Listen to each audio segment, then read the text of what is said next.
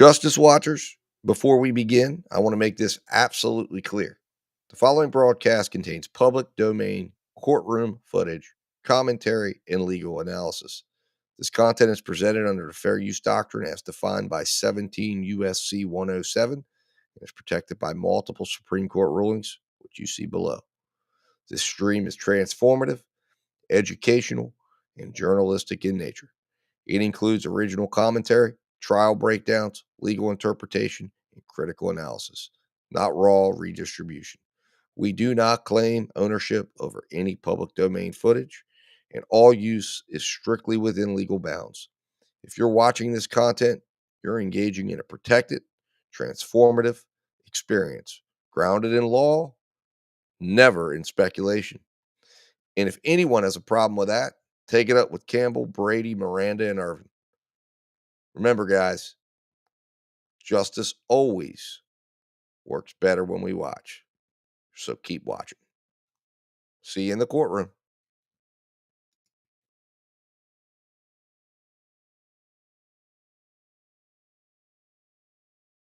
Let me see this.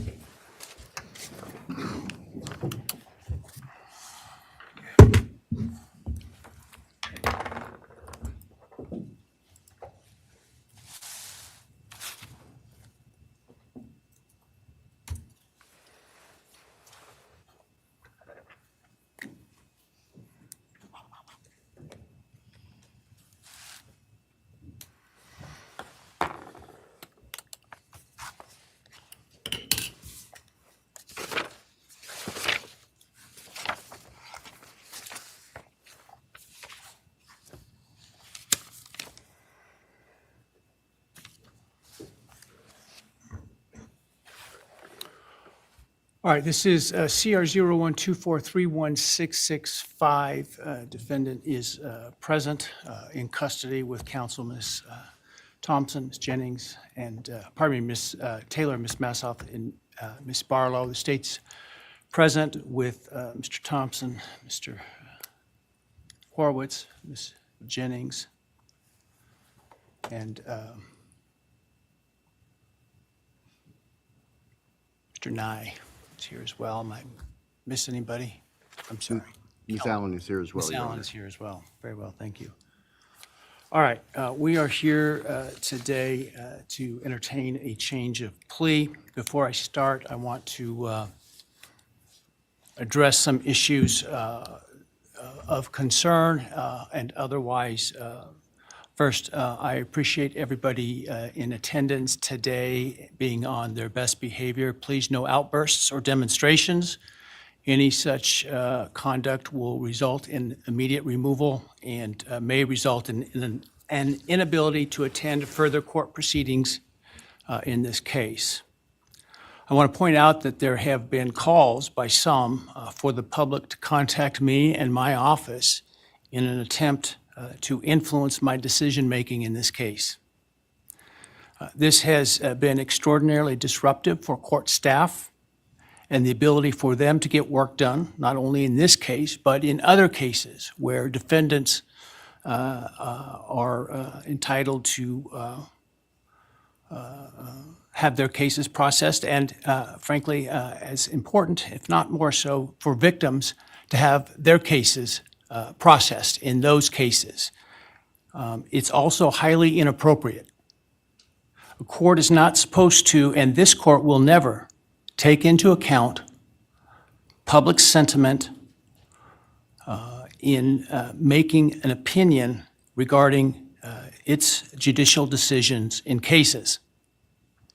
Courts should, and I always will, make decisions based on where the facts and the law lead me.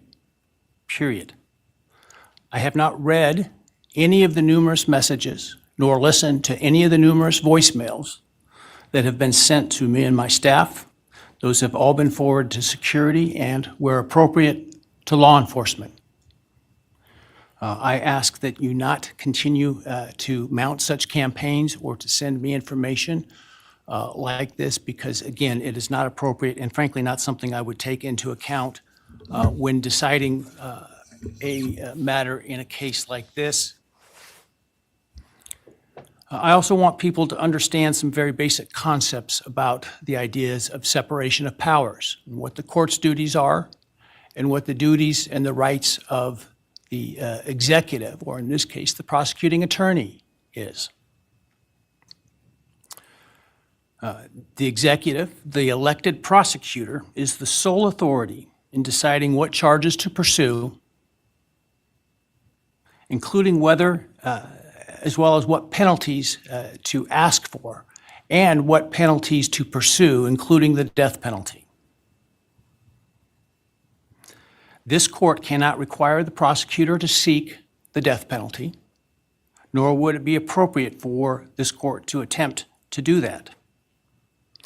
This court, in considering a plea agreement, if it were to reject this plea agreement, cannot force the state to seek the death penalty.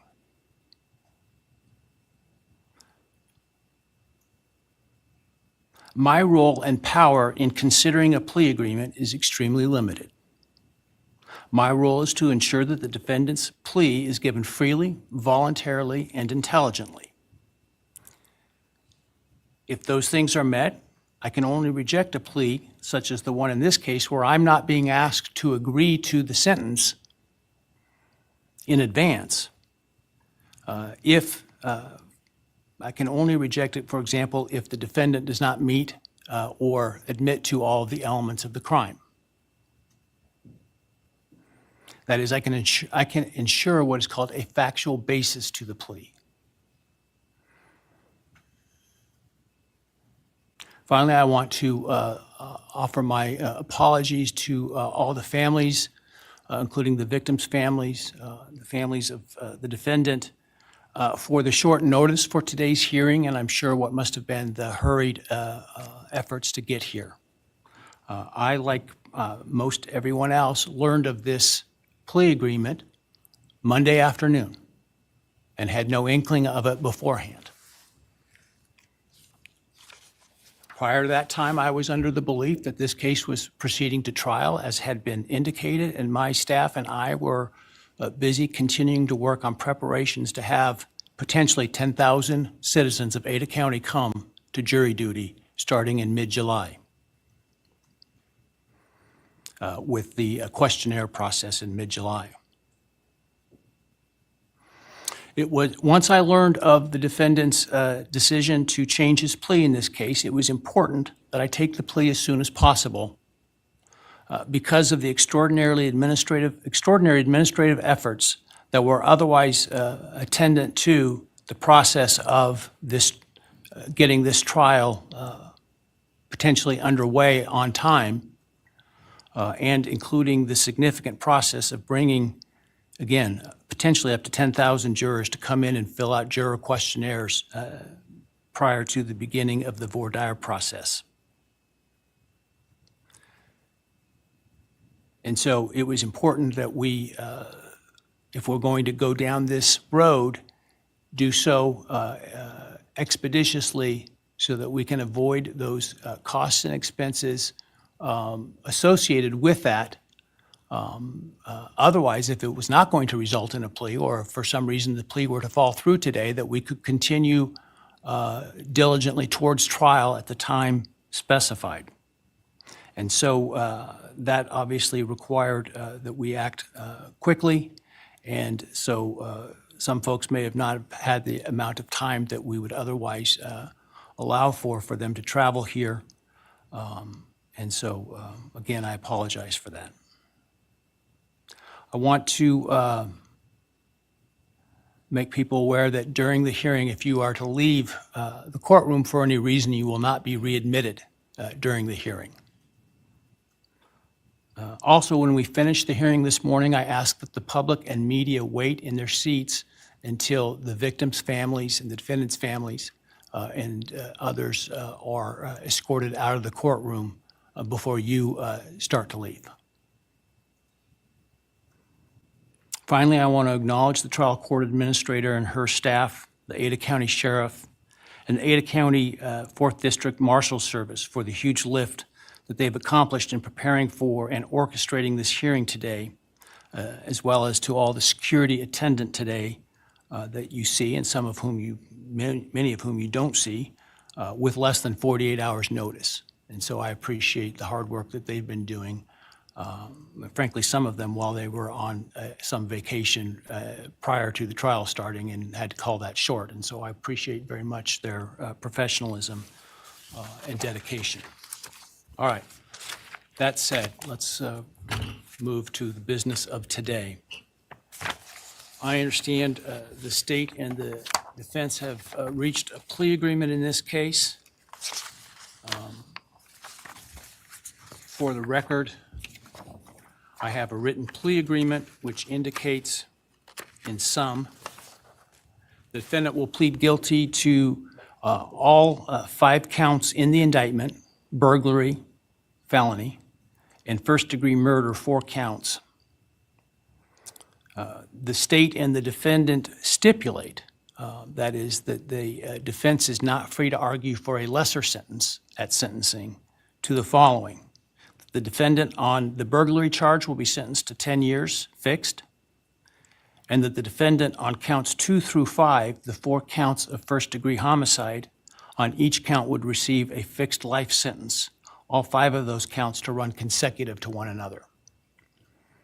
Defendant, as part of the plea agreement, waives his right to appeal, as well as his right to appeal the sentence and his right to seek leniency or reconsideration of the sentence under Idaho Criminal Rule 35.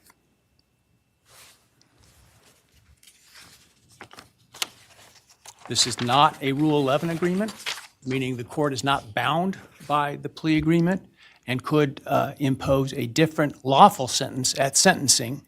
The stipulated agreement between the parties is the maximum on each count, so theoretically the only thing the court could do would be a lesser sentence at sentencing. But the defendant is not free to ask the court to do so under the plea agreement. Are there any other material terms of the plea agreement that the parties would like to make? Obviously, the plea agreement, the written plea agreement will speak for itself and be part of the court record. Not from the state, Your Honor. Thank you. No, Your Honor. Thank you. All right, very well.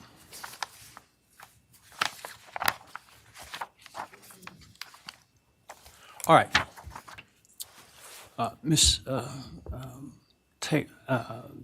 Taylor, have you had sufficient time to discuss this case and all of its ramifications with your client?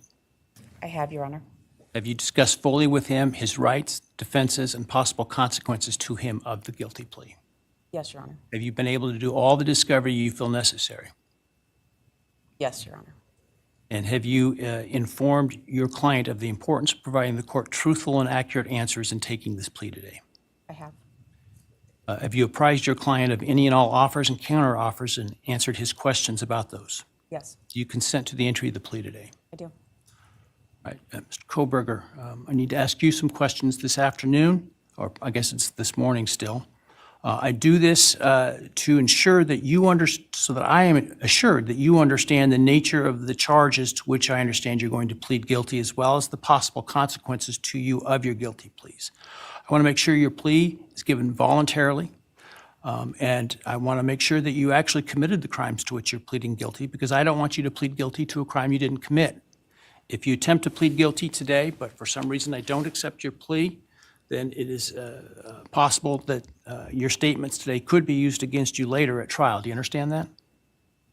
Yes. All right, thank you. And now, while you're standing, actually, why don't you take the oath from the clerk? Please raise your hand. Do you solemnly swear or affirm that the testimony you shall give in the matter not pleading before this court shall be the truth, the whole truth, and nothing but the truth, so help you God? Yes.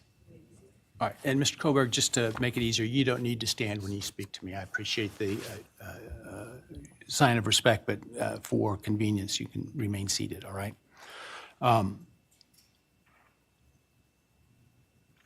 Before I start asking you questions today, have you consumed, substantive questions, let me ask you, have you consumed any alcohol, drug, or other intoxicating substance that would impair your ability to understand or exercise reasonable judgment? No. You feel like you are thinking clearly today? Yes. All right, I want you to understand what the possible penalties are for each of the crimes to which I understand you're going to offer a guilty plea today. They include on count 1, the burglary, a fine of up to $50,000, and a period of incarceration of up to 10 years in the state penitentiary. You may be required to pay restitution to any victims of the crime. Count 2, 3, 4, and 5 for first-degree murder.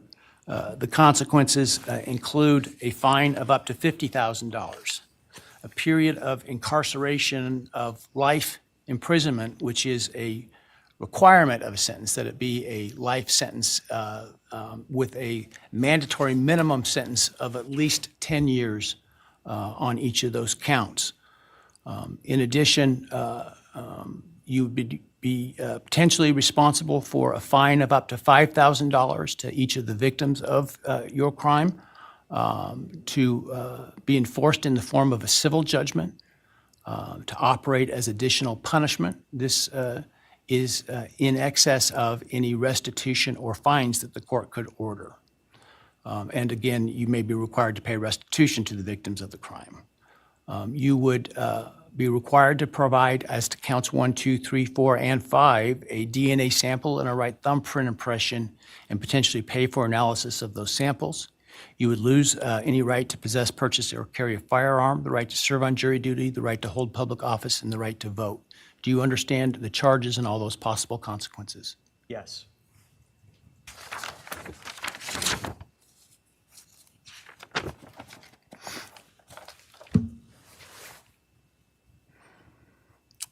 You've heard the plea agreement that I talked about today. Do you agree with that plea agreement? Yes. And do you understand the nature of the charges that you've been charged with, that I understand you're going to plead guilty today to? Yes.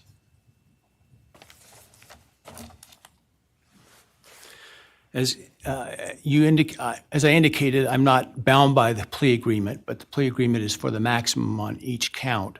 Do you understand that I'm not bound by the plea agreement? Yes. Has anyone promised you that I would be lenient or easy on you if you pled guilty? No. Has anyone threatened you or anyone close to you to get you to plead guilty? No. Has anyone, other than the state's agreements with respect to the plea agreement, has anyone promised you anything in exchange for your plea agreement? No. Has anyone told you to be untruthful in answering my questions today? No. Has anyone offered you a reward of any kind other than the plea agreement in order to get you to plead guilty today? No.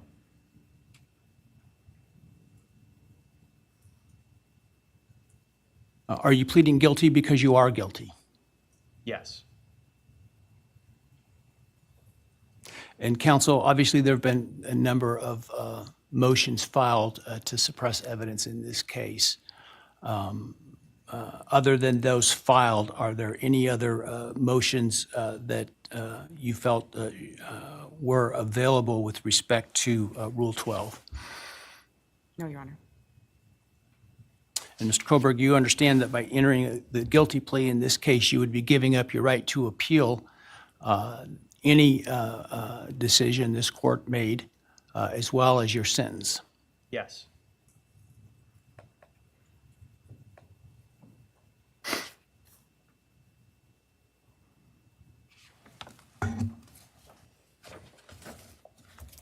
Have you had enough time to decide whether or not to plead guilty?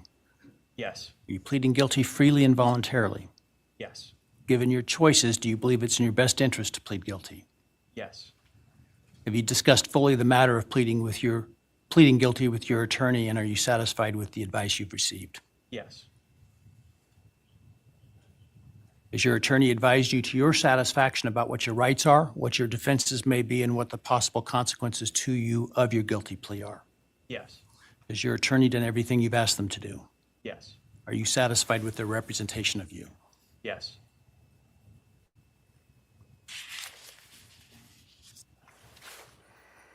I have received a written guilty plea advisory questionnaire that is purported to be filled out by you. Did you fill that document out?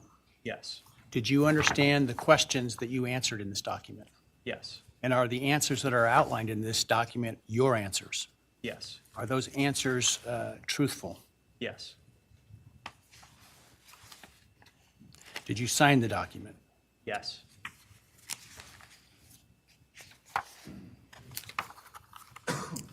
And this document outlines many of the rights that you have in this case should you not plead guilty. Did you understand those rights?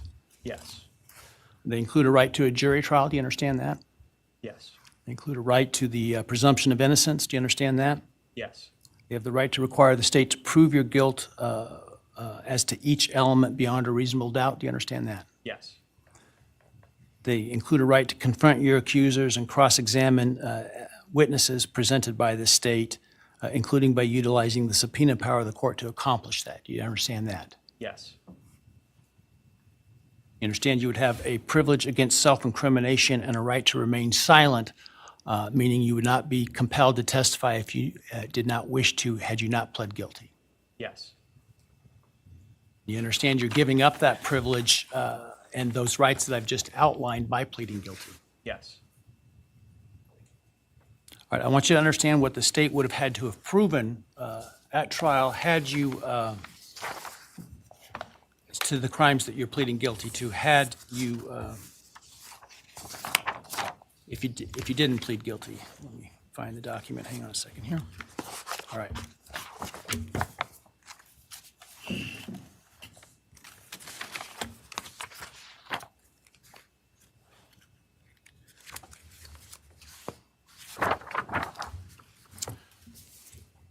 So as to count one burglary, the state would have to have proven that on or about November 13, 2022 in Latah County, Idaho, you unlawfully entered a residence located at 1122 King Road in Moscow, Idaho, with the intent to commit the felony crime of murder. As to count two, the state would have had to have proven that on or about that same date in Latah County, Idaho, you did willfully, unlawfully, deliberately, with premeditation and malice aforethought, kill and murder Madison Mogen, a human being, by stabbing Madison Mogen, from which she died. As to count three, the state would have had to have proven that on that same date in Latah County, at that same address, you did willfully, unlawfully, deliberately, with premeditation and malice aforethought, kill and murder Kaylee Gonzalez, a human being, by stabbing her, from which she died. As to count four, the state would have had to have proven that on or about that same date in Latah County, Idaho, you did willfully, unlawfully, deliberately, with premeditation and malice aforethought, kill and murder Xana Kernodle, a human being, by stabbing her, from which she died. And then as to count five, also murder in the first degree, that on or about November 13th, 2022, in Latah County, Idaho, you did willfully, unlawfully, deliberately, with premeditation and malice aforethought, kill and murder Ethan Chapin, a human being, by stabbing him, from which he died. Do you understand those things the state would have had to have proven? Yes. And do you understand that by pleading guilty, the state no longer has to prove those things because you're admitting those things are true? Yes.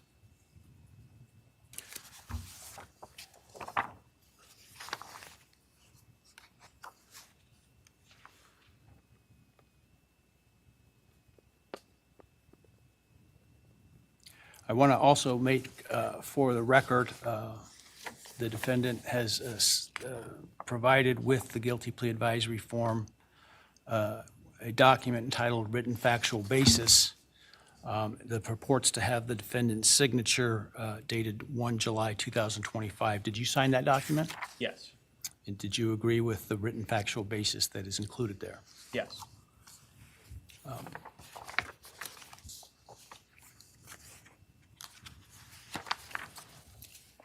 And then let me ask you, did you, on November 13th, 2022, enter the residence at 1122 King Road in Moscow, Idaho, with the intent to commit the felony crime of murder? Yes. Did you, on November 13th, 2022, in Latah County, state of Idaho, kill and murder Madison Mogen, a human being? Yes. And did you do that willfully, unlawfully, deliberately, and with premeditation and malice aforethought? Yes. Did you, on or about that same date in Moscow, Idaho, kill and murder Kaylee Gonzalez, a human being? Yes. And did you do that willfully, unlawfully, deliberately, and with premeditation and malice aforethought? Yes. And did you, on that same date in Moscow, Idaho, kill and murder Xana Kernodle, a human being? Yes. And did you do that willfully, unlawfully, deliberately, with premeditation and malice aforethought? Yes. And then on or about November 13th, 2022, again in Latah County, Idaho, did you kill and murder Ethan Chapin, a human being? Yes. Did you do that willfully, unlawfully, deliberately, with premeditation and malice aforethought? Yes. I would ask the state at this time to provide its recitation of its factual basis had this case gone to trial. Thank you, Your Honor. Your Honor, the organization of the recitation is different than what I think the court and the public may be familiar with from the probable cause affidavit and other documents. The state's evidence, as an overview, would show that back in March of 2022, when the defendant was residing in his parents' residence or was residing back in Pennsylvania, his home state, he purchased online a K-bar knife and sheath with an Amazon gift card that he had purchased shortly prior to the purchase of the knife, sheath, and sharpener. Jumping ahead, the end of June of that year, the defendant, Mr. Kohrberger, moved from Pennsylvania to Pullman, Washington, which is right across the state line from Moscow, Idaho, for the purpose of pursuing a PhD in criminal justice at Washington State University. The state's evidence would indicate that beginning July 9th of 2022, Mr. Kohrberger's phone began connecting to a cell tower that serves the area of the 1122 King Road residence in Moscow, Idaho. Now, I will acknowledge for the court and all present that there are many residences in that area. It's a dense population of mostly college-related occupants. Between July 9th of 2022 and November 7th, the defendant's phone connected to that particular tower during late night, early morning hours, 10 p.m. to 4 a.m., on approximately 23 times. Now, I will acknowledge also we do not have evidence that the defendant had direct contact with 1122 or with residents of 1122, but we can put his phone in that area on those times. In the interim, on August 22nd of 2022, Latah County Sheriff's Deputy Darren Duke conducted a traffic stop in the early morning hour or late evening hours, about 11 p.m. On the west side of Moscow, on the Moscow-Pullman Road. This was a traffic stop of Mr. Kohrberger's car, which turned out to be a 2015 white Hyundai Elantra with Pennsylvania plates. During the course of the traffic stop, Deputy Duke was able to obtain Mr. Kohrberger's name, Bryan Kohrberger, his phone number, and his address, which at that point was an apartment address in Pullman. We then move to the early morning hours of November 13th, 2022. The state's evidence would show that early morning hours on that day, Mr. Kohrberger's phone left his Pullman residence, which is an apartment in kind of the central northwest part of Pullman. That phone was then subsequently turned off at approximately 2:54 a.m. and remained off until approximately 4:48 a.m. on Sunday, the 13th of November. The state's evidence would include at trial video surveillance of a business on the Moscow-Pullman Highway just across the state line from Moscow that would show a vehicle matching the description of the defendant's Hyundai Elantra entering Moscow at approximately 3:02 a.m. Compiled surveillance that the investigators put together from businesses and residents then show the defendant's car, the white Elantra, as I've described, circling the 1122 King Road area, that neighborhood, starting around 3:30 or so in the morning. Comes into the immediate area of 1122 King Road, which is actually on a dead end, and then leaves several times. And approximately 4:05 that morning, the defense car had entered that area, was leaving, stopped at the intersection of King and Queen Road, did a U-turn, and the state's evidence would show that the defendant's car came back and parked behind and above the 1122 King Road residence. The state believes that its evidence would then show that the defendant entered the residence of 1122 through the kitchen sliding door on the back side of the residence, which is the side of the residence that would face the area above where the defendant's car was parked.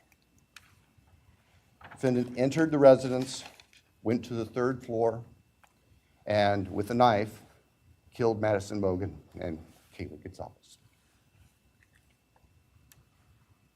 The defendant, as he left that room, for whatever reason, ended up leaving, or the sheath for a K-bar knife was left on the bed next to Madison Mogen's body. And I can jump ahead. That sheath was tested by the Idaho State Police Forensic Lab, and single source male DNA was found on the snap of that sheath, as well as blood from both Kaylee and Madison and other trace evidence. But it's important to note single source male DNA was on the snap of that sheath. The state's evidence would show that Xana Knodel was still awake at this time. In fact, had taken a DoorDash order not long before this started. Her room was not on the third floor. It was on the second floor on the west side. As the defendant was either coming down the stairs or leaving, he encountered Xana, and he ended up killing her, also with a large knife. Ethan Chapin, Xana's boyfriend, was asleep in their bedroom, in her bedroom, and the defendant killed him as well with a large fixed blade knife. Each victim suffered multiple wounds.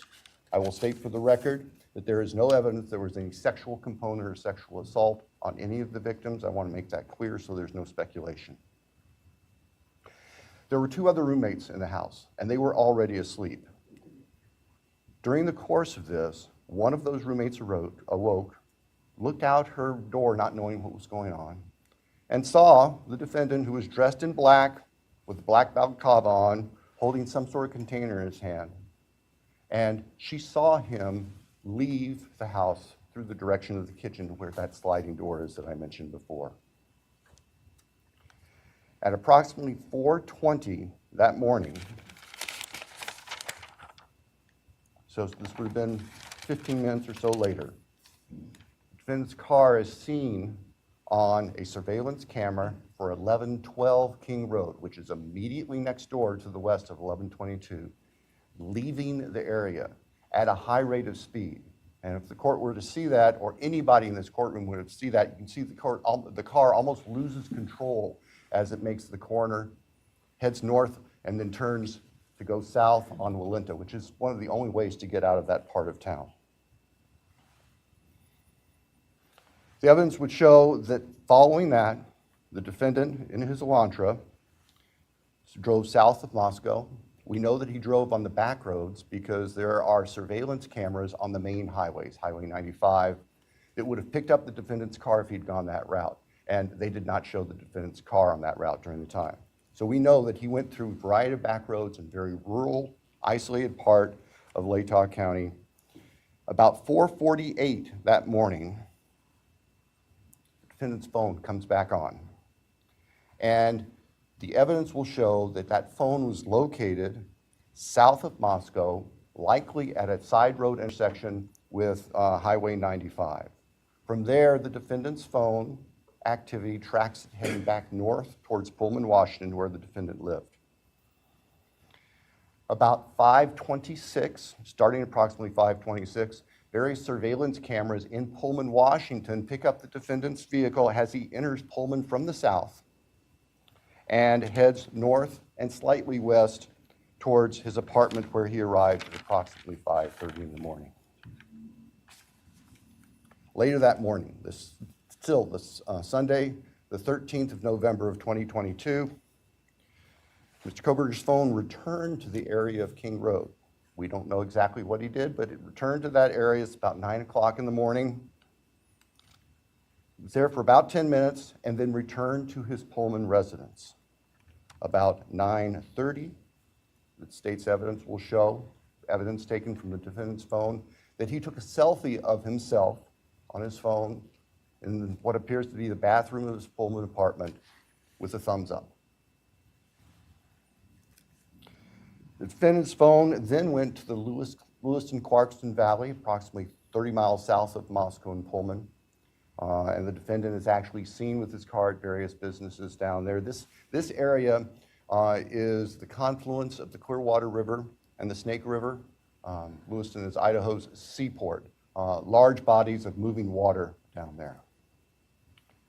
In addition to tracing the defendant's activities, as I've just outlined, on the 13th and leading up to the 13th, the state's evidence will show that following Sunday, November 13th of 2022, business records show that the defendant began searching for a K-bar knife and a K-bar knife sheath, as the state believes, to replace the one that was left at the scene of the murders. The evidence also will suggest that there were at least attempts by the defendant to delete or alter his purchase history on Amazon, where all these transactions had occurred. Later that week, the state's evidence will show that Mr. Kohrberger went to what we would call DMV, motor vehicle licensing here in Idaho, in Pullman, to change his car registration from Pennsylvania to Washington. That's of note because Pennsylvania cars do not require a front license plate. The vehicles seen on the surveillance cameras of the defendant's car showed it didn't have a front license plate on it. At the time of the traffic stop by Deputy Duke in August, it was Pennsylvania plate, no front license plate. Mr. Kohrberger proceeded to finish his semester of studies at Washington State University and returned to Pennsylvania for the holidays. Law enforcement at this point were aware of Mr. Kohrberger, had been accessing information about him, were trying to find him. They located him in Pennsylvania, and they conducted what's called a trash pull. During the nighttime hours, agents of the FBI, who assisted immensely with this case,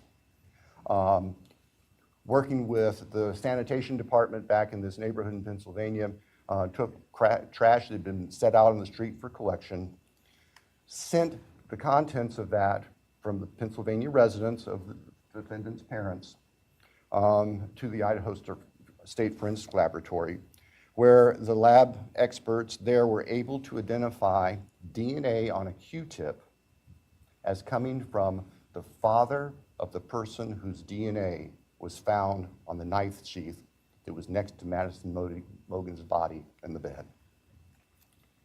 Subsequently, an arrest warrant was issued here in Idaho, and a search warrant was issued in the state of Pennsylvania with the assistance not only of the FBI, but the Pennsylvania State Police. Mr. Kohrberger was arrested at his parents' home to return to Idaho. Upon his return to Idaho, a DNA sample was taken from him, and it matched the DNA found on the knife sheath next to Maddie's body at the crime scene. I can tell the court, in public, the weapon itself, the knife, has not yet been recovered. I can tell the court that the defendant's apartment in Pullman was searched, as well as his office. Spartan would be a kind characterization. There was virtually nothing there. Nothing of evidentiary value was found. And of course, we are now talking 6-8 weeks after the time of the killings. In Pennsylvania, the defendant's car was seized, and it was actually pretty much disassembled internally. And it also had been cleaned. There was a bucket of cleaner right beside it. I think we can all look to our own cars, you know, in those compartments in the doors. We try to keep them clean where you put stuff. There's always some degree of crud in there. They were spotless. The defendant's car had been meticulously cleaned inside. And the state would present to the jury that that was part of the defendant's plan in covering up this. The defendant has studied crime. In fact, he did a detailed paper on crime scene processing when he was working on his pre-doctorate degrees, and he had that knowledge and skill. So, Your Honor, at the end, the state submits that the evidence that I've given just a quick overview of, and that to present in court would consume weeks, which the state is prepared to do and has been prepared to do, would show that as the defendant has just admitted and pleaded guilty on November 13th, 2022,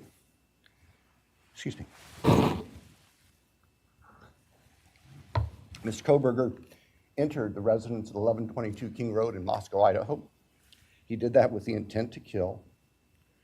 We will not represent that he intended to commit all of the murders that he did that night, but we know that that is what resulted, and that he then killed intentionally, willfully, deliberately, with premeditation, and with malice forethought, Maddie Mogen, Kaylee Gonzalez, Ethan Chapin, and Xana Colonel. Thank you, Your Honor. Thank you.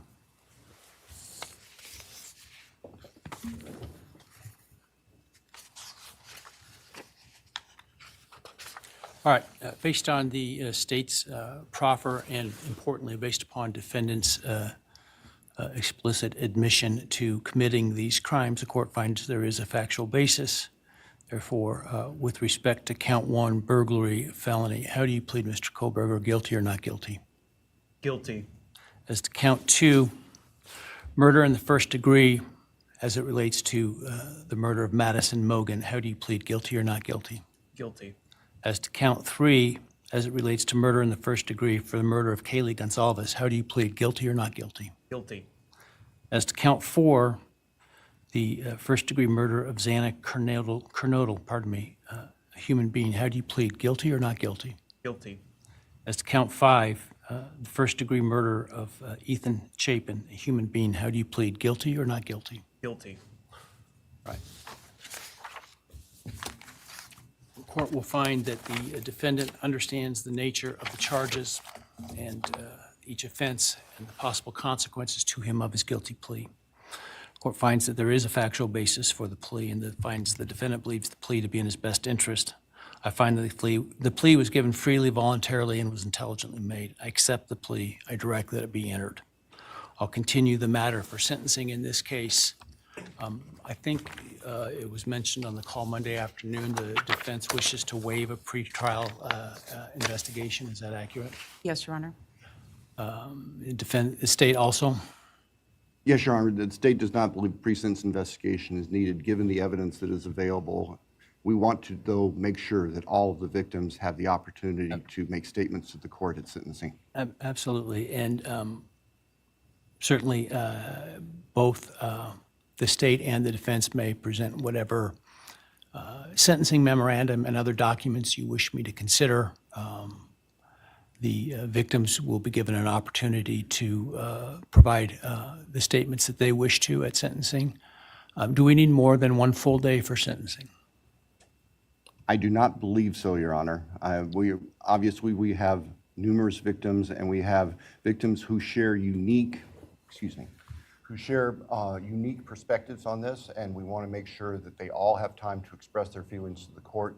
But I believe that if we can start perhaps 8:30 or so in the morning, that we should be able to complete it all in one day. Defense agree with that in terms of the time frame? Yes, Your Honor. All right. So as it happens, we have some time reserved in this case in July and August. The week of July 22nd is available. I don't know if that's too soon for the parties, or the next week, the week of August 4, is available. Any preference? Your Honor, we're prepared as soon as the court wants to schedule it. The state, I believe, would be prepared on the 22nd. We've told the victims' families that we're looking at approximately those dates. All right. So because of the plan to bring in so many jurors to fill out questionnaires, I had ordered that no other trials could take place in this courthouse the week of July 22nd. And so we will use that in terms of the sentencing date because of what I'm sure will be the significant interest of the media and the public and the logistics that will be required to make that happen. Without trials going, it'll be a lot easier to do that. So let's pick that week. Why don't we pick July 23rd with the idea that if for some reason we don't finish, we could continue into the 24th. We'll start at 9 in the morning. Does that give your team enough time, Sandra? 9 in the morning? All right. Any concerns with that date? No, Your Honor, thank you. No, sir. All right. Any reason why I should not rescind the non-dissemination order at this time? Your Honor, I think that given the history of this case, it would be best if that remained in place through sentencing, so we have time to make sure there's the ability to completely answer questions. That would be the state's preference and recommendation. We'd have no objection for the order to remain in place through All right, sentencing. I will, at this point, the idea to keep it until sentencing, which time it would be withdrawn in order to give the parties the space and time to prepare to meet what I'm sure will be the deluge of media requests. That's at least my preliminary decision at this point. We can always revisit if it seems to be, for some reason, I should. That said, obviously, I don't think the defendant, a bond was ever set for the defendant. Were it, it would be revoked. The prior order allowing him to come in civilian clothes is revoked, given his plea and no longer the presumption of innocence. And in fact, now the actual conviction for the crimes. He will continue to be held at the jail pending sentencing. Is there anything else today? No, Your Honor, thank you.